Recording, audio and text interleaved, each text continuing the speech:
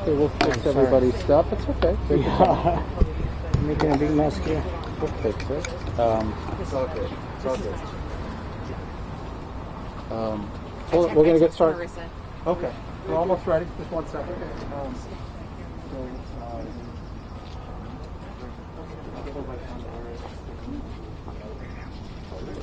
She's right there.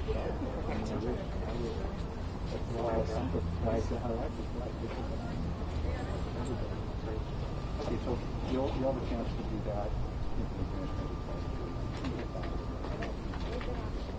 Okay. Okay, super. Come on up, Marissa, if you would.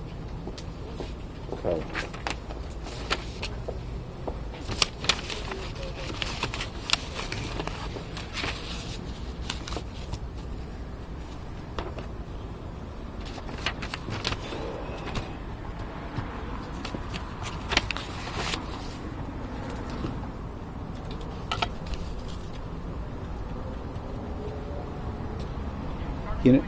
You know, I would say good afternoon, but really it's just to say afternoon is all that I think can really be said.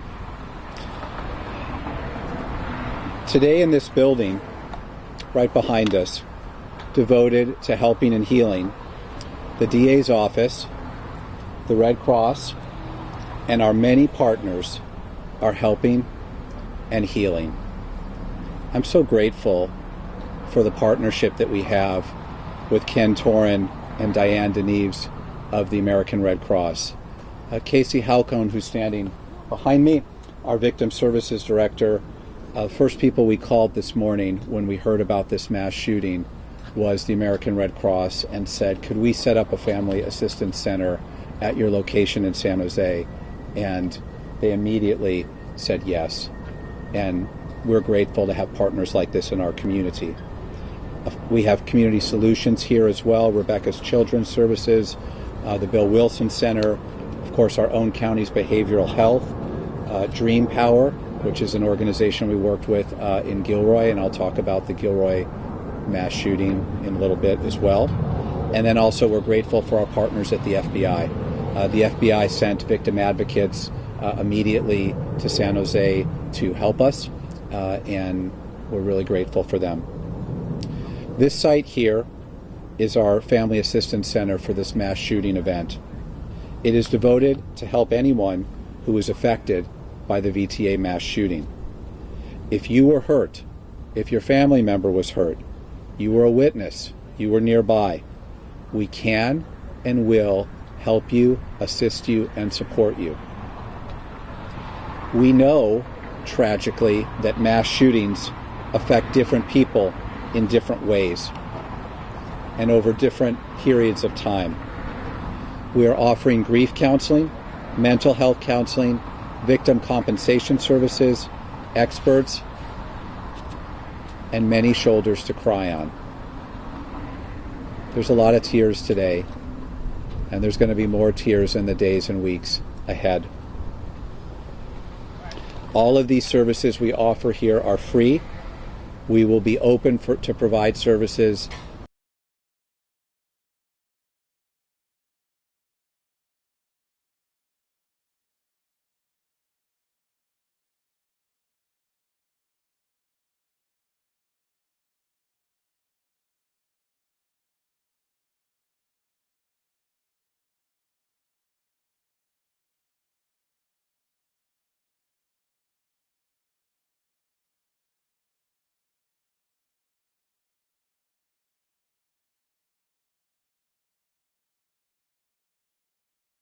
.50 people after that nightmare. 2 years later, people there still need help and are being helped at our Gilroy Strong Resiliency Center. But this morning, all of us woke up to a new nightmare. This one, 2 blocks away from my office. This whole county carries the scars, mental and physical, of gun violence. There are graves, plaques, memorials, candles, and obituaries. And while the DA's office prosecutes the surviving killers, we are trying to do so much more. We are working hard and diligently through our Crime Strategies Unit to identify guns used in multiple crimes, to participate and sponsor gun buybacks, to take dangerous ghost guns and illegal assault rifles off the streets. And importantly, perhaps most importantly, to remove dangerous weapons out of the hands of dangerous people through gun violence restraining orders, or what are known as red flag laws. There's so much more to do. In coming days, there will be more details about the whys and the whats of this terrible day. But today, the DA's office is focusing on healing and helping and trying our very best to make sure we never have to open another family assistance center for mass shooting victims. Honestly, I pray that this is the last time we have to open such a center in our county. We are going to do everything we can today and in the weeks and months ahead to support all of the victims and their families. And we're also going to do everything that we can to find out if there's anything that could have been done to prevent this tragedy. In the last 2 years in our county, because of the red flag laws in California, we have petitioned successfully for hundreds of gun violence restraining orders, which have removed guns from the hands of those mentally unstable or dangerous to themselves or others. I know that these efforts have saved countless lives. And while the ultimate responsibility for this mass shooting and this tragedy falls with the perpetrator, what I pledge to you as the DA is to look into all of the circumstances surrounding this to see if there is anything that could have been done. Anything. We rely on neighbors and friends and the public to call law enforcement when they suspect that someone they know is unstable, has guns, and is threatening to hurt themselves or other people. And those efforts help us prevent tragedies like this.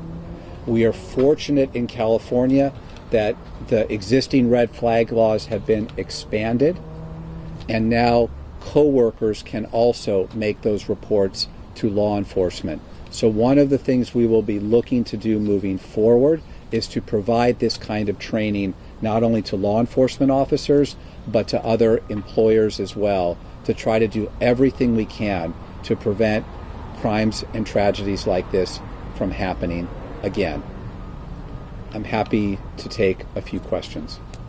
Do you have any sense so far of any more victims, any updated numbers of victims injured? What I can tell you about the number of victims is that there are many, and I don't want to give you the precise number yet because we want to wait and see what happens. We have not been able at this point to notify the victims' families. All of the victims' families have not received notification of their loss. We are working closely with the medical examiner's office, which is working diligently to make sure that the identifications are correct. We want to get this 100% right. I understand how hard this is for family members who want to know about their loved one. I can only imagine. I can only imagine. And as soon as we have that information, we will provide it to those family members in a private, confidential, and supportive setting like we have at the Family Assistance Center. And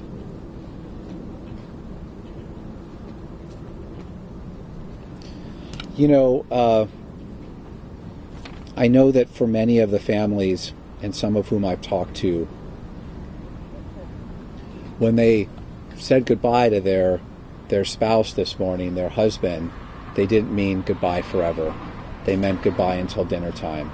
And I'm just so sorry.